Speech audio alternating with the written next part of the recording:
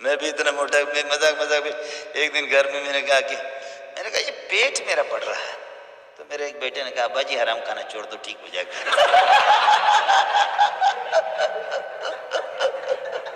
جیسے میں مذاقی ہوں تو بچے بھی مذاقی ہیں، انہوں نے کہا ابا جی حرام کھانا چھوڑ دو۔ حالانکہ ہم تو پڑھاتے بیٹھ بیٹھ کر کے۔ ہے مولوی صاحب بڑی قربانی ہے، بڑی قربانی ہے مولانا زکریا کی، بڑی قربانی ہے حسین احمد مدنی کے۔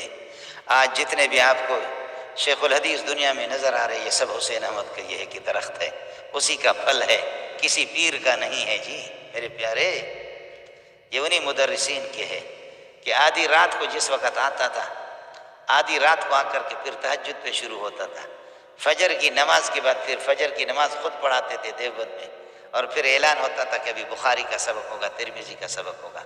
حضرت اقدس مولانا عبدالحق مولانا سمیع الحق کے والد رحمۃ اللہ علیہ، جو ہمارے شیخ کے بھی استاد تھے مولانا سلیم اللہ کے رحمۃ اللہ علیہ، مولانا عبدالحق رحمۃ اللہ علیہ فرماتے کہ کئی دفعہ میرے ذہن میں آ گیا کہ یہ عصر کے بعد اس کا جلسہ، عصر کے بعد اس کا ذکر و اذکار کا جلسہ تصوف کا، مغرب کے بعد اس کا سیاسی جلسہ، عشاء کے بعد اس کا سیاسی جلسہ، پھر گاڑی میں بیٹھ کر کے 250-300 کلومیٹر کچے راستے اس زمانے میں ایسے پکے نہیں ہوتے تھے، طے کر کے آ گیا دیوبند کی مسجد میں، اور فجر کی اذان سے گھنٹہ ڈیڑھ گھنٹہ پہلے آ گئے، تہجد شروع کیا، اور پھر جا کر کے فجر کی نماز پڑھا دی۔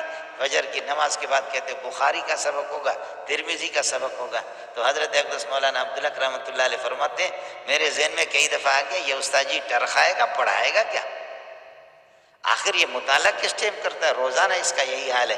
لیکن فرمایا کہ یہ تھوڑا سا میرے ذہن میں آ گیا، میں نے اس کے بعد اس سے توبہ کر دیا۔ جب سبق میں جا کر کے بیٹھ جاتے ایسے محسوس ہوتا کہ حسین احمد مدنی پورا سبق جیب میں اٹھا کر کے لایا، سمجھ؟